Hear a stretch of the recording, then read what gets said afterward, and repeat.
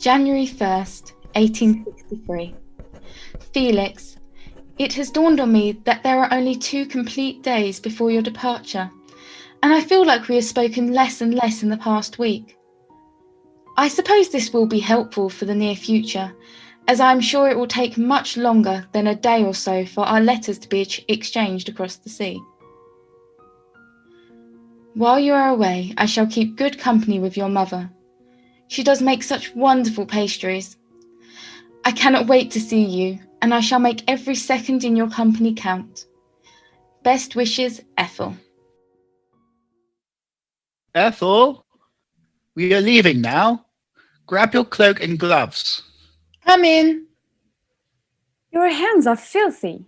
Have you been cleaning out the fire again? I have been writing. To who? To Felix. Unless you plan to see him as more than a friend, I suggest you stop writing to him. May I ask why? It makes possible matches believe you are courting when you're not. Mother would be appalled that you're not actively seeking your inheritance. Agatha! Do not try and twist this. You know Mother would be thinking the same. Enough, Agatha. No more of this today. We shall speak later. Ethel, my dear, take my arm and walk with me. Take my arm, Ethel. Anything for Daddy's favorite child. Well done, Aggie. That was very mature of you. What would you know? You swam off to France for 5 years and come back having nothing to worry about. I do have things to worry about, actually. Oh, really now? What could you, a man, have to worry about? I do not have to answer you. Come along, Edith. We must not be late. That was a lovely performance. I'm sure if you tell someone, it will get easier. Ugh, we're not in France now, dear. Of course we are not. In France, you cannot see your breath in the air at this time of year. Here, take my scarf and gloves. Thank you. But that will not be necessary. Your aunt has provided some of her old thermal undercoats.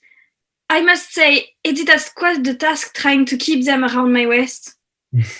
Yes, my aunt is one of the many stout relatives we have. Jacqueline? Yes? London fashion looks oddly uncomfortable on you.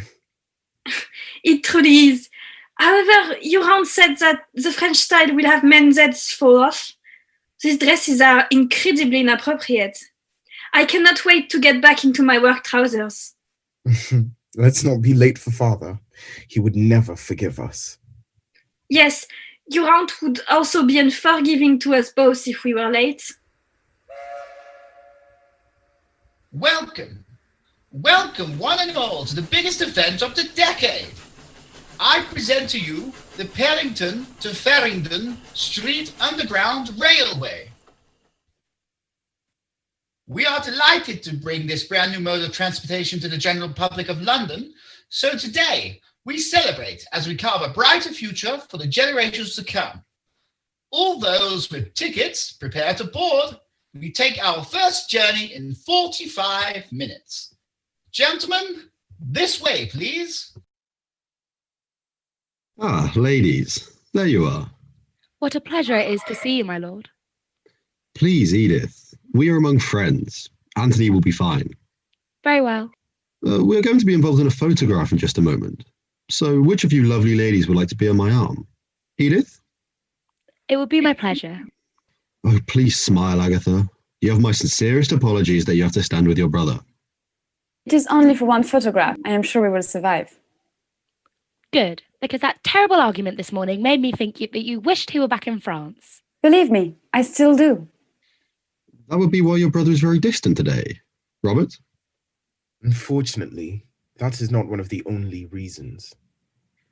Ah, missing your French accomplice. Young love does have a tendency to make the mind wander. We are not in love. She has come here to work. If you try anything on with her to ruin her apprenticeship... All right, no need to get choked up on your cravat now. I shall stay away. Besides, it is Helen I am betrothed to. Ah, yes, the lovely Helen. Although, I wouldn't have really thought she was to your fancy. Meaning? I think we both understand what I mean. Even we know. You do? Yes, we all know you prefer brunettes, and although Helen is very pretty, she's just too fair-haired for you. Exactly. The concern on your face would make you appear to not like women at all. What a ridiculous thought that would be. Utterly ridiculous. Run along now, girls. Your brother and I have some business to attend to. Very well. Do you think you will ever forgive him? For going to France? No, I don't think I will. Father was still hurting and was going to lose his sister and son at the same time. I suppose that is how this world works. Yes, this unfair and unkind world. I miss Mother. I know, dear sister. I know. There you are, gentlemen. What a horrid thought. It seems as though Beckett may miss the photograph. I do hope not. He's put in more work than anyone to get this event perfect. I have heard some talk that he left MacArthur's party in a rather sorry state. Oh, I do hope it is just idle gossip. A stunt like this could smudge his reputation that he's worked so hard to build. I'm sure he will be here soon, sir. Well, if that may be the case, I shall continue circulating for as long as I can to gain him some time. Good plan, sir. Beckett seemed perfectly content at the end of the night. Yes, I may have had a little something to drink with him after McCarlson's. What happened? Well, he started talking like he usually does after a few too many drops. Started to be all floppy and pining terribly for Agatha. I wanted to quiet him down, so we headed to the Gentleman's Club on Chilworth Street. Drake! It was just a little absinthe with a fine view. I understand you and Harrington will be worried, but I too was worried. He was climbing too high in society for my liking, so I had to make a few adjustments. It's funny, you know, absinthe is like us. The high end of society, and people like Beckett should not be able to sample our delights.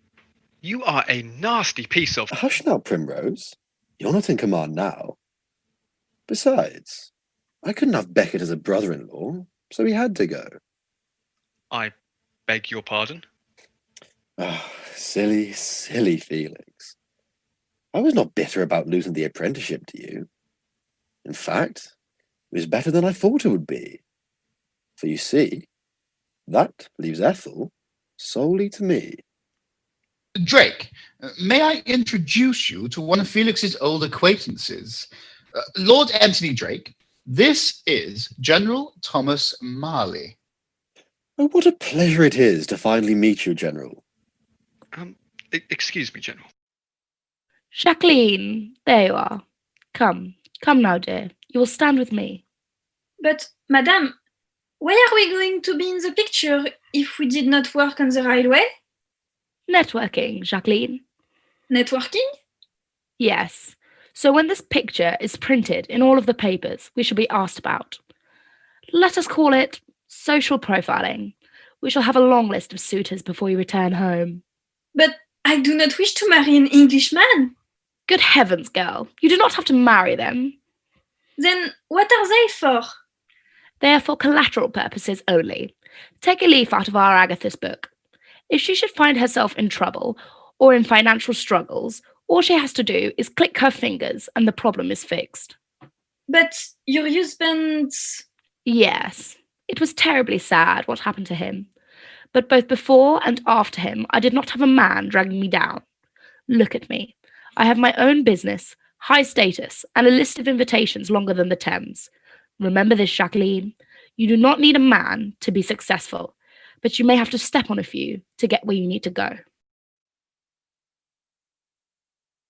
Ethel, my dear, what Agatha said earlier... It does not matter. It was uncalled for. I shall have words with her later. She has no right to bring up your mother in a conversation like that. But she did, and will continue to do so until I fit in. Remember, Ethel, you do not have to do anything you do not want to do.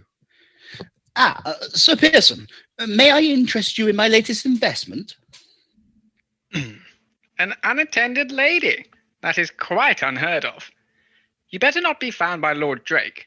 I hear he can be quite a handful. Hello, Felix. What if I were not Felix? Then I would simply pretend not to hear you, or walk off as if I had recognised an old friend. Are you always this cold to gentlemen? Only the snobs. Ah, then it is a chilly day in here, no doubt. I was beginning to think you wouldn't show. Me? Miss an event where I get to watch rich people make fools out of themselves? Ah, yes, the only good part of these events. And seeing you, of course. I wouldn't miss it for the world. When I'm away, will you do something for me? Of course. What is it? Please, try not to forget me. Felix, what on earth has gotten into you? I could not forget you, even if you burnt all our letters and photographs. You are my dearest friend, and I wish that even old age will not wear away our memories together. Please do not let anyone stand in your way of getting what you want in life. Felix, I do not understand. Ah, my darling Ethel, and the man of the moment. All packed and ready to leave, Captain? Yes. However, my case has a resistance to closing. I have so many London memories that I wish to take with me, you see. Well, don't fear. I'm sure your precious memories will still be here on your return. And will you be accepting an apprenticeship in the country while I'm away? Absolutely not. Don't forget yourself in France. It would be simply terrible to come back less of a man than you already are. Well, you know what they say.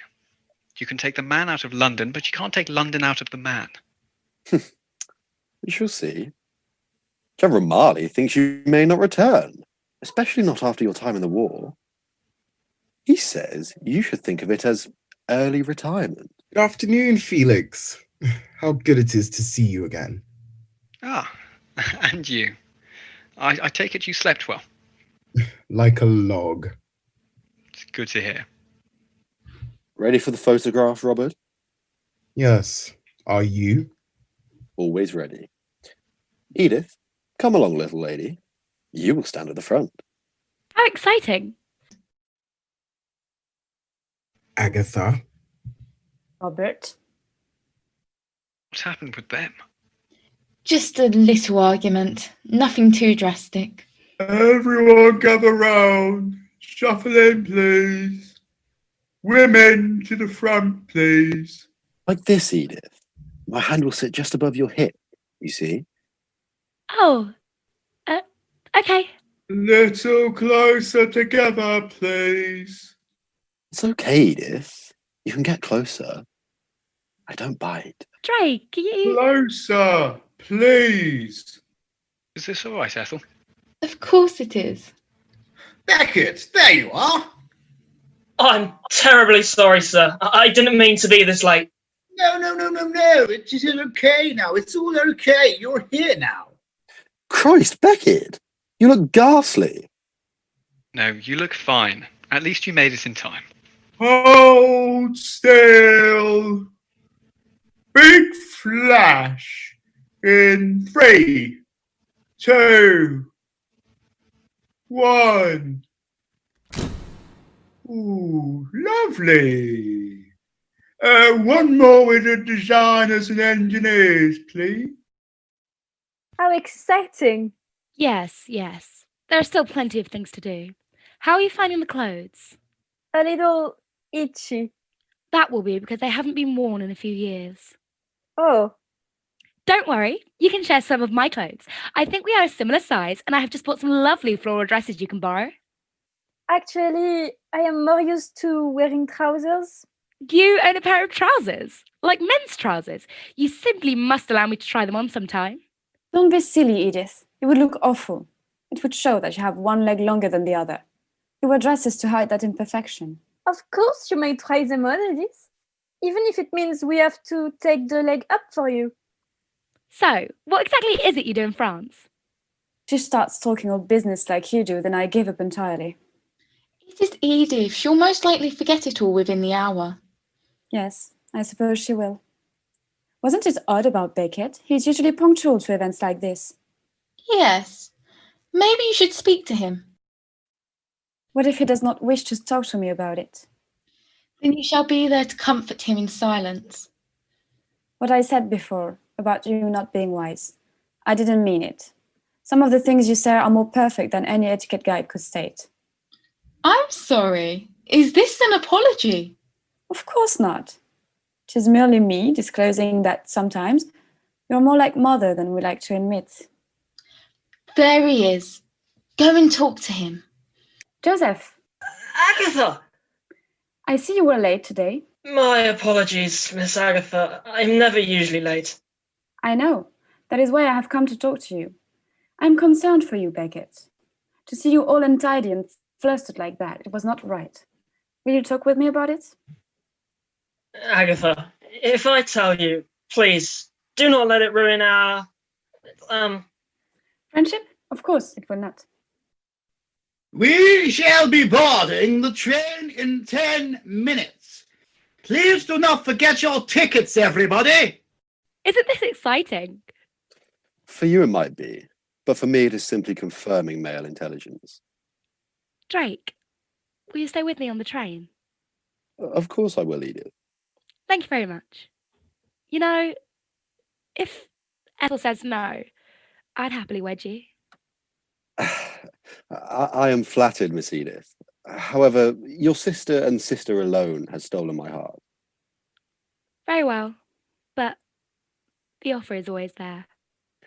It is not attractive for a lady to ask to be married off. But I'm sure we can find someone for you, my sweet.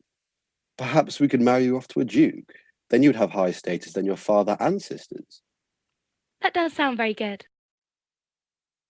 Mind your step. Thank you. If you like, I can explain some of the mechanics behind the engine and where the steam goes. I did wonder where it goes. Does it evaporate? Oh no, you see, we have emptied out some houses throughout London and placed a tunnel vent from underground up into the chimneys in the houses. It keeps the smoke out of the tunnel and... Captain, you will accompany me on this journey. I wish to get to know you better, and you mustn't bore my niece with business. He wasn't. Hush, hush. Go and stand with your father. Ethel, may I speak with you? Of course. What is it? I have something to tell you about Drake. What about him? Not here. The next carriage. Ah, there you are, Beckett. Allow me to introduce you to Jacqueline. You will be working alongside her during the coming months, or for however long my sister wants to keep Felix away for. Good afternoon, sir.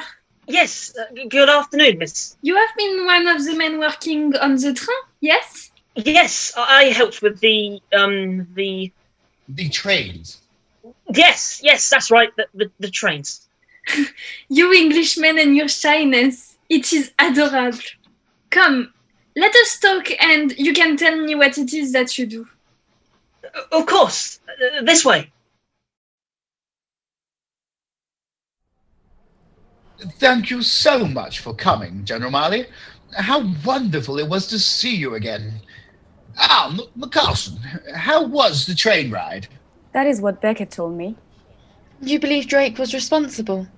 With all my heart. We need to tell father. No, we can't. Agatha, have you met Miss Benoit? Yes, she will be staying with us until Felix leaves. Then she shall be staying with Mrs. Primrose. She will be working very closely with us. It will be exciting to try this new experience. A step forward in society. Yes, I suppose it is. Ethel. Felix, how was the journey? It was rather pleasant, actually. Your aunt was explaining what France will be like. I'm sure you will love it. Come with me a moment. I wish to talk with you in private. Of course. Where has Felix gotten to? Perhaps you should allow him some time with his friends. Perhaps I should. I'm not sure how long he will be kept away. At least he has no emotional attachment here. Unlike Robert, bless his heart, he must be so happy to return to Helen. Yes, indeed he is. And he is ever so jolly about becoming our local physician again. Edith, have you seen Ethel? I've hardly spoken to her today. I saw her arrive, but after the photograph, she's been anywhere other than with me. It really is odd. She dislikes to circulate, especially with men. Edith, I feel like I can trust and confide in you. Tell me what you know about Felix and Ethel. What would you like to know? Everything. What? Please, do not be offended. I don't understand. I know, it doesn't make sense. I just had to say it before leaving.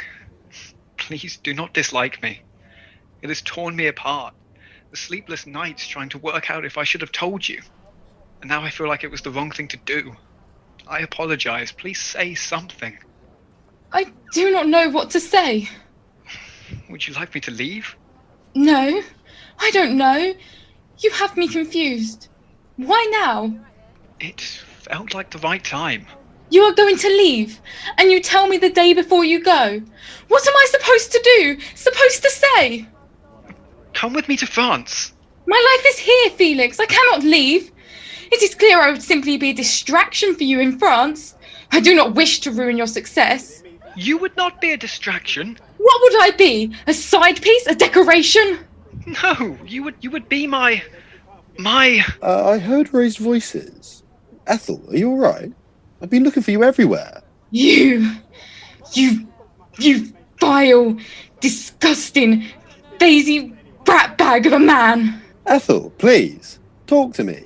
Come here. Let go of me. Not until you calm down and talk to me. I am done with talking. Do not follow me. I will not hesitate to have my father relocate you to the north.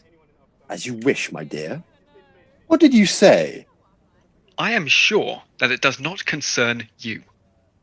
That is my future wife you were just talking to. Not only that, but you were unaccompanied. I'm sure that your soon-to-be mentor would not be too happy to hear of you being alone with her niece. And I am sure that Harrington would have you removed from the company in the drop of a hat if he ever finds out about how you treated Beckett. Oh, you really do not want to do that. You've already frightened Ethel off. Who knows? In 5 or so years' time, she may have completely moved on. Enjoy the rest of your day, Felix. Ethel, are you all right? Take me home. Oh, of course. Let me grab my coat. You can tell me about what's happened as we walk. 2nd of January, 1863. Dear Ethel, I understand that I may have complicated our situation at the station yesterday, but please believe me when I say that I meant every single word that left my lips. Since knowing you, my world has been completely turned on its head. I went from a boy with little hope and direction to the man I am today. However, after yesterday, I appear to be more lost than ever. I simply cannot express how scared I am to live a life where you pretend I do not exist. You have kept my head high and been the light in my darkest moments. Writing to you has kept me sane. Even after Crimea, when I was recovering, you were there, helping me to write again and giving me the confidence to continue when I thought I had lost my way. Do not hate me, Ethel. It is all I ask of you. Forget me if you wish, but I shall always keep faith that our paths will meet again. My time in France will not last forever, and I hope this silence you greet me with will disperse over time. Your regretful friend, Felix. Ethel, a letter for you. Who is it from? It is from Felix. Oh. Leave it on the tray. I shall deal with it later.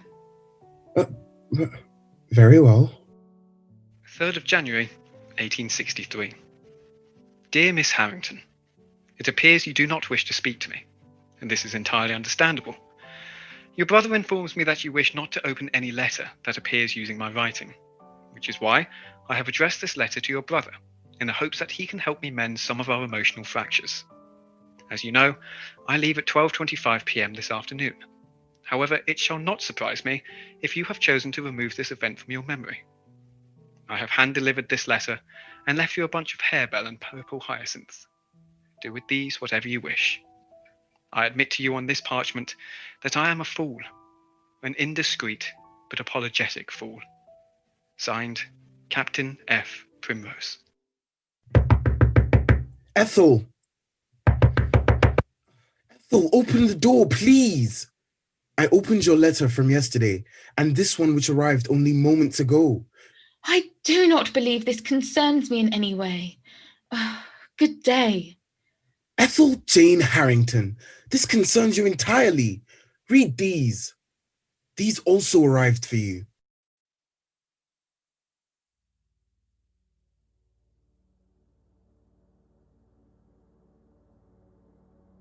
Oh, Robert, what on God's earth have I done? How long until he leaves? A quarter of an hour. I do not have time to make it to the docks before he leaves. Why did you not wake me sooner? With no disrespect, my dear sister, but we did try to wake you. However, we were greeted with a rather cold welcome. Oh, dear. What are you waiting for? Get your boots on and run! Who is that? They seem to be leaving in a terrible hurry. That was Ethel. What? She was left alone? She's gone to the docks. Beckett and Jacqueline are there to say their farewells. I'm sure they will accompany her home. Mind the grease! Coming through! Come along now, Captain. It looks like it may rain. We do not want you to catch your death of cold before reaching the sunny climates of France. Of course, ma'am. I shall join you in a moment. I would just like to take in a few more London berths. Very well. One thing I shall never understand is you men and how the smoggy air always seems to entice you. I guess this is goodbye, Ethel. Well, goodbye for now, at least. Ethel, where is your chaperone? Which boat? Hold Felix. Unfortunately, it's the one with its anchor raised. You can still see him. There, look. I did not get to say goodbye. He did ask if you would be waving him off, but you did not come out of your room. Joseph and I thought we ought to wave him goodbye. Here, take my handkerchief. Maybe if you wave it, he will see you. I'm afraid that, although his eyesight is impeccable, the distance may be just a little too far. Come, let us walk you home. We can help you write a letter to him for when he arrives in France. 3rd of January, 1863. Captain Felix Primrose. Okay, good start, but he's your friend, no? Yes, but... Then talk to him as a friend. Do not isolate him.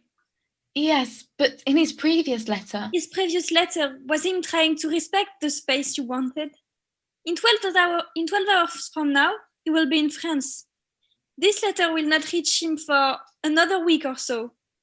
His previous letter will be over a week old when this arrives. There is no need to be polite where the heart is concerned. Tell him that you love him. Excuse me? You do not write with such passion and thought to a friend. These letters are calculated and take time to formulate. They cannot just be written without and posted without thought. This is what I would write. You can take it or leave it. Dear Felix, thank you for your letters, the flowers, and providing me with the distance to think about what you have said. Your kind words and gentle voice have been resonating in my mind and are refusing to remain quiet. Your inky apology was unnecessary, as it is I who have been very disrespectful and cold towards you. This was uncalled for, especially as before you left you showed me nothing but kindness and warmth. It is not you who should have felt obliged to apologise, nor should you label yourself the fool. I wish I'd been able to see you onto the boat, with a firm farewell to keep you safely swaddled on your journey. I understand that this will have reached you well over a week after you have settled, and that you'll be extremely unavailable during working hours to respond, but I hope you find some time and forgiveness to write to your sorry London girl. Do not be a stranger. Ethel. You have been listening to episode 3 of Letters to Felix, voiced by Lewis O'Grada-Walsh as Felix Primrose, Mia Tomlinson-Fox as Ethel Harrington, Rhys Clydesdale as Sir Quintus Harrington, Ollie Welch as Anthony Drake, Daniel Falsham as Joseph Beckett and Peter, Alice de Robert as Agatha Harrington, Hannin Kunamo as Edith Harrington and Lady Alice Harrington, Ocean Lang as Abigail and Jacqueline Benoit, Josh Hastrup as Robert Harrington,